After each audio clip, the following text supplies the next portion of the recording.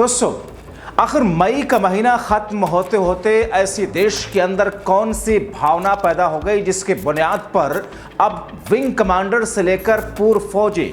मोदी की पोल खोलते नजर आ रहे हैं। आखिर बिहार में जहां पर चुनावी राज्य है, कुछ महीनों के बाद में चुनाव होने जा रहे हैं, वहां पर वोटर सड़कों पर उतर करके किस तौर पर सरकार का विरोध करते नजर आ रहे हैं। आखिर विंग कमांडर ने ऐसी कौन सी बात कही जिसके बुनियाद पर यह कहा जा रहा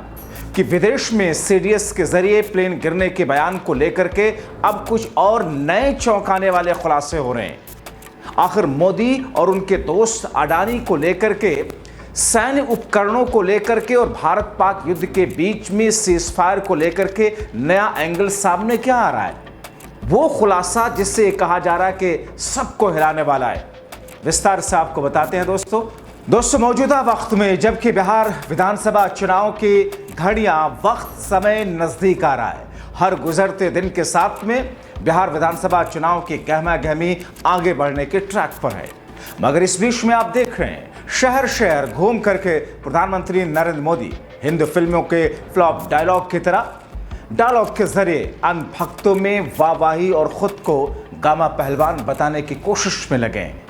मगर राजनीतिक बुद्धिजीवियों की नजर में मोदी असली मुद्दों से जनता के ध्यान को भटकाकर लोगों को भ्रमित करने की कोशिश में लगे हैं, मगर कामयाब हो नहीं पा रहे, क्योंकि जो कुछ सिनेरियो इस बीच में है, जो चीजें घटी हैं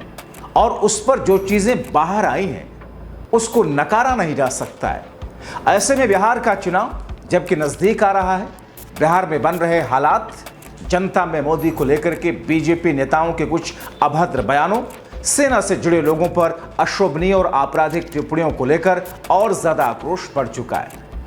दोस्तों, जिस तरीके से भारतीय सेना के चीफ ऑफ डिफेंस स्टाफ यानी कि सीडीएस ने विदेश में जाकर के विदेशी पत्रकार के साथ में हमारे लड़ाकू विमानों को पाकिस्तान के द्वारा गिराए जाने की बातें स्वीकार की, उसके बाद से मोदी के बारे में एक एक नई पोल रोजाना खुल रही है।